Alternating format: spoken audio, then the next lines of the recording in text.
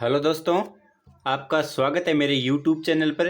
तो लेकर आ गया हूँ एक नया वीडियो जिसमें हम बात करेंगे कक्षा 6 के जो सब्जेक्ट है साइंस, उसका 5वां चैप्टर जिसका नाम है पदार्थों का पृथक्करण।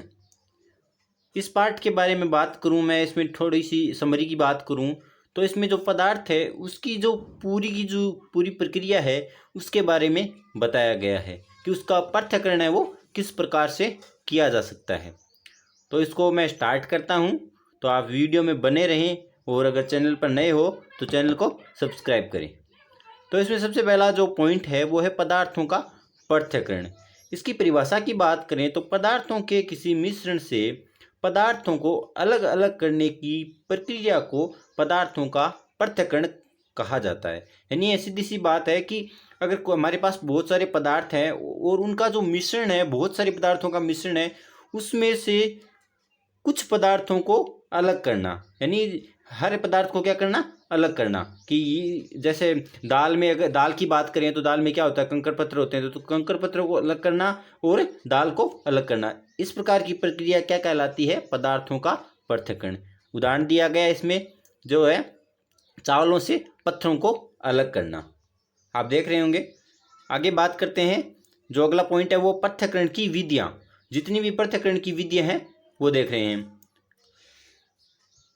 इसमें पृथक्करण की पहली विधि है, उसका नाम है हस्तचयन।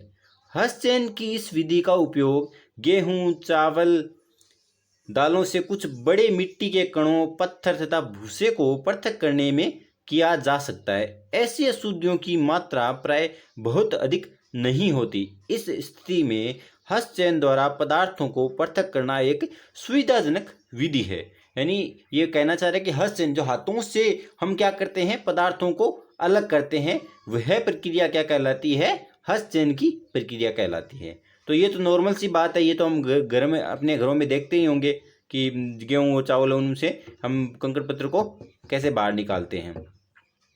आगे नेक्स्ट है वो थ्रेसिंग। सूखे पौधों की डंडियों से अन्न कणों अथवा अनाज को पृथक करने के प्रक्रम को थ्रेसिंग कहते हैं। यानी जो सूखा जो जो पौधे होते हैं, जिनको हम क्या कर लेते हैं, उसके जो फल लग जाने के बाद उसे हम क्या कर लेते हैं, उखाड़ लेते हैं, और उनकी डंडियों उसमें क्या लगा होता है, अन्न कण यानी अनाज लगा होता है। उस अनाज को क्या करते हैं, हम थ्रेसिंग की विधि द्वारा अलग करते हैं। इस प्रक्रम में डंडियों को पीटकर अनाज को पृथक किया जाता है। कभी कभी थ्रेसिंग का कार्य बेलों की सहायता से भी किया जाता है। अत्यधिक मात्रा के अनाज को डंडियों से पृथक करने के लिए थ्रेसिंग की मशीनें होती हैं, उनका उपयोग किया जाता है। आगे देखते हैं निष्पावन विधि। पवनों अथवा वायु के झोंकों द्वारा मिश्रण से भारी तथा हल्के अवयवों को पृथक करने में किया जाता है। यानी निष्पावन, पवन नाम आ रहा है ना इसमें, यानी हवा के द्वारा जो पवन की हवा चल रही है, उसके झोंकों के द्वारा जो मिश्रण होता है पदार्थों का, उसमें से भारी जो कण होते हैं और जो हल्के कण होते हैं वो क्या हो जाते हैं, पूर्ण रूप से पृथक हो जाते हैं। यानी जो भारी कण वो एक जगह रह जाते हैं और जो हल्के कण होते हैं वो क्या चले जाते हैं, आगे चले जाते हैं। तो इस पूरी प्रक्रिया को निष्पावन प्रक्रिया कहते हैं।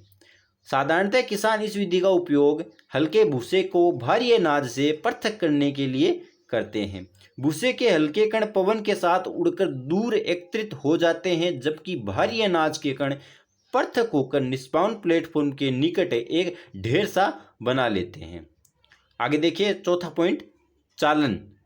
चालन यानी चालनी के द्वारा, चालन नाम में देख सकते हो, चालनी के द्वारा पत्थर, डंडियां तथा भूसा जो निष्पावन तथा थ्रेसिंग के बाद गेहूं में रह जाते हैं को चालन प्रक्रिया द्वारा दूर किया जाता है। यानी कुछ हम क्या करते हैं, थ्रेसिंग और हो जाती है, उसके बाद निष्पावन हो जाता है, उसके बाद भी कुछ कण हैं वो रह जाते हैं, तो उनको अलग करने के लिए किसका प्रयोग किया जाता है, चालन प्रक्रिया का काम किया जाता है, प्रयोग किया जाता है। चालन प्रक्रिया द्वारा कंकड़ अथवा पत्थरों को रेत से पृथक किया जाता है। आगे चलिए, आगे देखते हैं।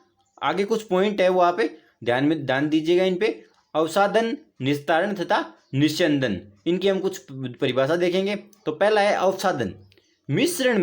पदार्थों के मिश्रण में जल मिलाने पर भारी अवयव के नीचे तली में बैठ जाने के प्रक्रम को अवसादन कहते हैं। मिश्रण होता है उसको क्या करते हैं, हमें जल में मिलाते हैं। उसके बाद जो भारी अवयव होते हैं या जब भारी कण होते हैं वो नीचे क्या हो जाते हैं, पानी में बैठ जाते हैं, तो उस प्रक्रिया को अवसादन कहते हैं। अगला है निस्तारण। अवसादित मिश्रण को बिना हिलाए, यानी जो आपने पानी के अंदर जो मिश्रण मिलाया है उसको बिना हिलाए जल को मिट्टी सहित उड़ेलने की क्रिया को निस्तारण कहते हैं। निस्तारण यानी मतलब नितारना, जैसे आपने मारवाड़ी में सुना होगा नितारना, जैसे आपके घरों में होता है ना, होगा, देखा होगा आपने। अगला पॉइंट है निस्यंदन। द्रव्य अथवा उसमें अविलेय पदार्थ के अवयवों को पृथक करने की प्रक्रिया को निस्यंदन कहते हैं। द्रव्य यानी पानी, और उसमें जो अविलेय पदार्थ जो पानी में घुलता नहीं है उनको पृथक करने की प्रक्रिया क्या कहलाती है, निस्यंदन कहलाती है। अगला पॉइंट है वाष्पन। ध्यान से देखिएगा, वाष्पन जल को उसके वाष्प में परिवर्तन करने की प्रक्रिया को वाष्पन कहते हैं। यानी जल होता है, जल, आप जल को क्या करते हो, आप गर्म करते हो तो उस क्या होता है कि उसके भाप निकलती है, तो उस भाप को क्या कहते हैं, वाष्पन प्रक्रिया कहते हैं। यानी जल से भाप में बदलना क्या कहलाता है, वाष्पन कहलाता है। जहाँ पर जल होता है वाष्पन की प्रक्रिया निरंतर होती रहती है। जैसे समुद्र के जल को बड़े बड़े उथले गड्ढों में भरकर छोड़ दिया जाता है, तो सूर्य के प्रकाश से जल गर्म होकर वाष्पन द्वारा धीरे धीरे वाष्प में बदलने लगता है। कुछ समय बाद सारा जल वाष्पित हो जाता है तथा ठोस लवण नीचे बैठ जाते हैं या बच जाते हैं। तत्पश्चात इन लवणों के मिश्रण का शोधन करके साधारण नमक प्राप्त किया जाता है। नमक बनाने की प्रक्रिया है, देख सकते हो आप ये ऊपर की, जैसे जो भी लिखा है वो पूरी की पूरी प्रक्रिया क्या रहती है, नमक बनाने की प्रक्रिया है।